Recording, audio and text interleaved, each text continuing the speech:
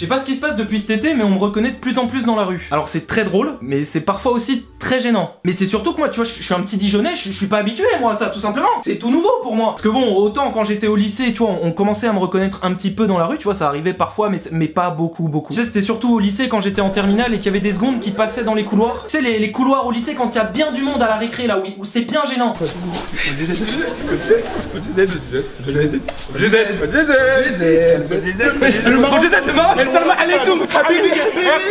Autant là depuis cet été, c'est plus souvent et c'est dans des endroits improbables. On est où là? Pourquoi on a changé de... Attends, on me dit pas que... Cette vidéo est sponsorisée. Mais attends. Est-ce que t'as envie de rouler en Merco? Oui, comme tout le monde. Bah commence déjà par apprendre ton code de la route. T'as vraiment cru que j'allais te faire gagner une Merco comme ça? T'as cru que j'étais GMK, frérot? Cette vidéo est donc sponsorisée par Wizbee Drive. Mais Paul, dis-moi, c'est quoi Wizbee Drive? Wizbee Drive est un service qui aide les jeunes dans toutes les étapes du permis de conduire. De la révision du code de la route, à l'accès aux aides pour le permis, ou encore au passage de l'examen du code. Wizbee, ils sont chauds et ils sont partout. Wizbee Drive te permet de t'entraîner au code de la route en ligne. En ligne? Oui, en ligne. Donc pour faire simple, meilleure plateforme pour t'entraîner au code de la route en ligne. Tu peux t'entraîner où tu veux, quand tu veux. C'est-à-dire que tu peux réviser ton code en calbar comme ça chez toi, y a pas de souci, vraiment. Je suis pas en caleçon là, mais je pense que t'auras compris, j'ai pas... Ce qui est cool aussi, c'est que c'est moins cher qu'en auto-école. Les questions sont officielles. Le programme du code est mis à jour quotidiennement selon les dernières réglementations en vigueur. Donc tu peux pas te faire avoir le jour du code. C'est un programme ultra complet avec 2280 questions, des fiches thématiques. Il y a un mode examen comme au vrai code quand tu vas le passer et un mode entraînement pédagogique. Moi je le dis pédagogique, ok? Qu'est-ce qu'il y a? Tu vas rien faire. Le site est cool, il est agréable, il est intuitif. Regarde-moi ça. T'as envie de réviser le code, ok? Mais ça ne s'arrête pas là. Wizbee Drive te fournit même une courbe de progression de tes points forts et de tes points faibles. Mais c'est incroyable ça. T'es qui? Et ce qui est cool aussi avec Wizbee Drive, c'est que pour le code de la route, c'est un prix très accessible. D'autant plus qu'il y a un code promo exceptionnel. Ça y est, je deviens influenceur là, c'est terminé. Avec le code promo Paul, t'as 40% de réduction sur l'offre code 1 an illimité. Donc en gros là, pour l'offre code en 12 mois, tu peux réviser ton code de la route à 14,90€ au lieu de 24,90€. Autrement dit, tu révises ton code à moins de 15€ et ça c'est cool. Il y a un lien dans la description qui te redirige vers le site de Wizbee Drive. Tu peux cliquer dessus et c'est carré. N'attends plus, résolution en 2022, passer le code de la route.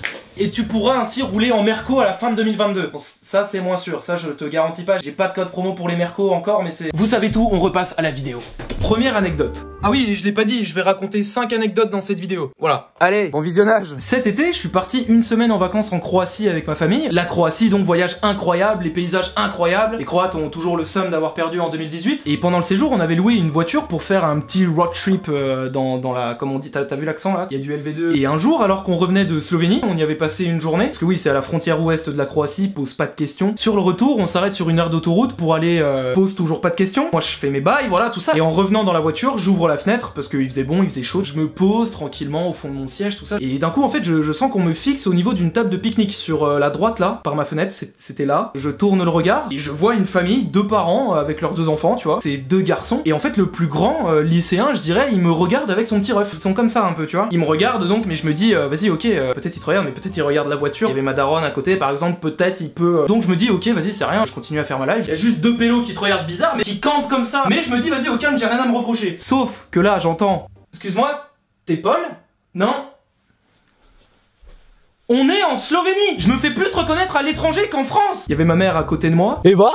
Du coup, je réponds bien évidemment oui. Après, je sors de la voiture, on a discuté, tout ça. Ça prend une petite photo, je commence à discuter avec son daron, sa daronne. J'étais à 2 doigts de repartir avec eux. Hein. C'était pas du tout slovène, ils étaient lyonnais et ils partaient en voiture passer leurs vacances en Croatie. Voilà, je vous raconte aussi leur life. La morale déjà de cette première anecdote, on ne me reconnaît peut-être pas en France, mais au moins... on me reconnaît sur des aires d'autoroute en Slovénie. Je crois pas tu peux dire ça. Deuxième anecdote. Celle-là, c'est une pépite. C'était au début du mois d'août dernier. Je partais avec ma copine à Majorque. Ouais, je sais, j'ai passé des steps depuis ma vidéo Séduire une fille. Donc on décollait de l'aéroport Saint-Exupéry à Lyon. On se rend à l'aéroport, on a nos valises. Moi j'ai le sourire, je suis comme un fou frérot. C'est la première fois que je pars avec ma copine en vacances. Je suis comme un fou, tu vois. On va au comptoir de checking pour enregistrer nos billets et mettre nos valises en soute. Sauf que là, il y a une queue de ouf. Grosse file d'attente, tu sais, c'est la bonne file en serpent là. Ou même quand il y a personne, tu sais, tu dois zigzaguer là comme ça. Bonjour, j'aimerais partir à Majorque. Il y a donc un monde de ouf et ça met 15 ans à avancer. Et quand t'es dans des files d'attente et que t'avances pas, tu sais, t'as le temps de regarder les gens autour de toi, de les analyser. Ça lâche des petits regards à droite à gauche comme ça. Tu lâches des petits... Ça avance pas, hein. Donc je regarde autour de moi un peu tout ça, tu vois. Et là encore, je sens qu'on me regarde ici. Je sais pas pourquoi, c'est toujours là. Et je dis donc à ma copine, bébé, je crois qu'on me regarde. Du coup, je retourne un coup ma tête dans la direction là-bas, là, où je sens que, tu vois, il se passe des dingueries encore. Et je vois à 10 mètres de moi un frère et une sœur entre 16 et 20 ans, je dirais, avec leurs parents. Mais ils me regardent regarde pas. Donc bah je me dis t'as craqué, t'as cru que t'étais une rosta le temps d'une seconde. Pas du tout en fait, ils s'en battent les couilles de toi, tu n'es personne dans cet aéroport Saint-Exupéry de Lyon. C'est à en devenir parano un peu. Donc je continue ma live, tu vois, je continue à avancer avec la petite valise, comme ça on zigzag, quelques minutes passent, et là je ziote vite fait les deux qui me regardent, ils sont en train de se parler, en train de me regarder, tu vois. Et au moment où je les regarde, ils détournent leur regard. Donc là je redis à ma meuf, eh ben je crois vraiment qu'on me regarde. Ok, je m'en bats les couilles. Donc je me dis, il y a peut-être quelque chose, mais il y a peut-être rien, tu vois, peut-être juste ils se foutent de ma gueule comme ça, ils savent pas qui je suis et ils me critiquent ces bâtards. Ou peut-être qu'ils savent très bien qui je suis et ils me critiquent aussi ces bâtards. 2 minutes passent, tu vois, on continue d'avancer encore et je re-regarde dans leur direction. Et là je vois quoi? Je vois ma tête sur le téléphone du frère, il était en train de montrer ma dernière FAQ à son daron. Normal, mais c'est pas fini. Ils étaient de dos, donc c'est pour ça que j'arrivais à voir justement le portable moi de derrière. Je le dis à ma meuf, on rigole, tout ça. Et là, je crois entendre le frère qui dit à son père, ok, retourne-toi discrètement avec moi, je vais te le montrer. Et alors là, cette scène était incroyable. Je reste fixe en les regardant et je les vois vraiment les deux se retourner discrètement, délicatement comme ça face à moi. Où moi j'étais comme ça, bras croisés, et ils se retournent instantanément, direct comme ça, tu vois. Tout en faisant genre qu'ils m'avaient pas cramé et que c'était pas fait exprès. Ça va tranquille? Vous avez kiffé ma FAQ, monsieur? Donc si vous regardez cette vidéo, cher abonné, cher père d'abonnés, je vous avais cramé. Bref, c'était très drôle. Troisième anecdote. Un abonné m'a mis un coup de boule.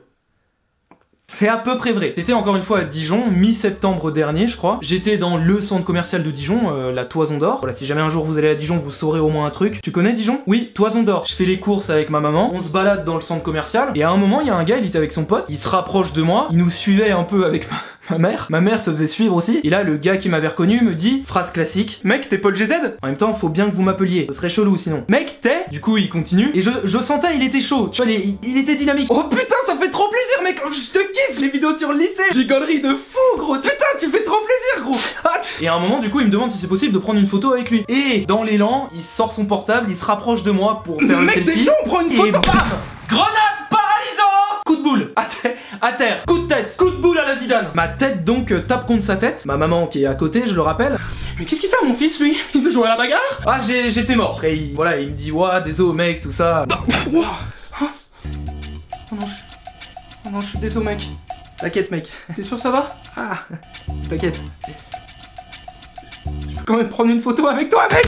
On rigole, on a parlé, on a discuté, tout ça. C'était grave cool. Depuis j'ai juste eu un traumatisme crânien, mais ça va. Quatrième anecdote. Elle est extra de par la gêne que j'ai occasionnée. Parce que voilà, moi des fois je sais pas comment réagir, je suis pas habitué, tu vois. Les youtubeurs disent souvent c'est les abonnés qui parfois sont gênants, C'est pas vrai, c'est nous qui sommes gênants. C'était donc encore une fois cet été, mi-août, cette fois-ci. J'étais à Dijon et on sortait le soir avec 4 potes pour boire un verre en ville dehors. Petite soirée d'été tranquille avec tes potes, tu connais, il fait bon le soir, tu rigoles, tu passes un bon moment, tu kiffes. Pour l'instant, c'est très agréable. Et vers minuit, on décide de bouger avec mes potes du bar. Mais avec mes potes, on est des gros dalleux. On a une petite faim et quand t'es avec tes potes, tu sais comment ça se finit. Tacos, un bon tacos sauce fromagère qui coule là, tu sais. Si tu regardes cette vidéo le soir et que je te donne faim, de rien pour la commande que tu vas faire juste après avoir regardé cette vidéo et avoir mis ton pouce bleu. On va donc au kebab tacos d'à côté. On commande la bouffe et on patiente avec mes potes dehors devant le kebab. On discute et là je vois un gars d'en face dans la rue, sur le trottoir d'en face. Il est en skate et là aussitôt le mec me lâche. Oh Paul.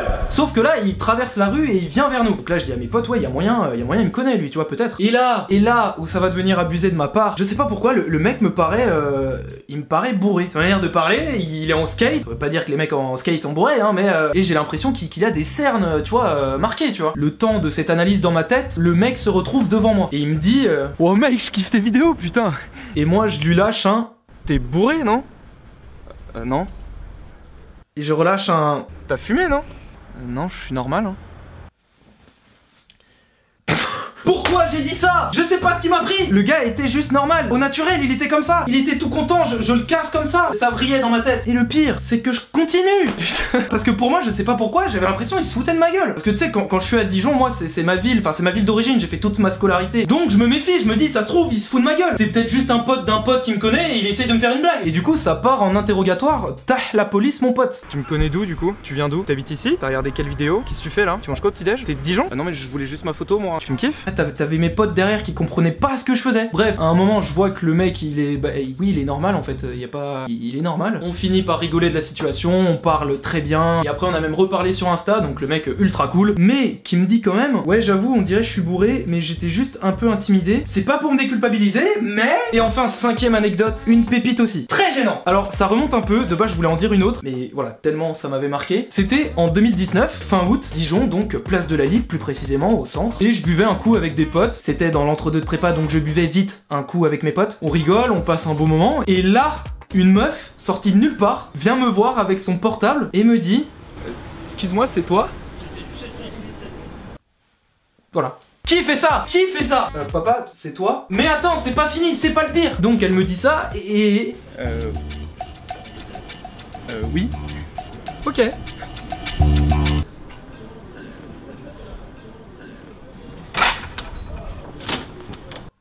C'est tout! Et elle est repartie comme ça! On était tous gênés avec mes potes. Je suis rentré chez moi, j'étais pas bien. C'est incroyable, c'est incroyable. Lâche un pouce bleu si cette vidéo t'a plu. Si vous avez des anecdotes avec des gens que vous avez reconnus dans la rue et qu'il y a des dingueries, mettez-les dans les commentaires direct, ok? Faites-nous kiffer, faites kiffer toute la commune dans les commentaires. Mon Insta, mon Twitter, c'est ici, viens. Tu viens direct, ok? Tu t'arrêtes cette vidéo là et tu viens maintenant. Les personnes dont j'ai parlé dans cette vidéo, je vous kiffe, ok? Je vous kiffe tous, voilà, je vous aime. Toi qui regardes la vidéo, je t'aime aussi, ok? Et j'espère vous croiser dehors. Ciao!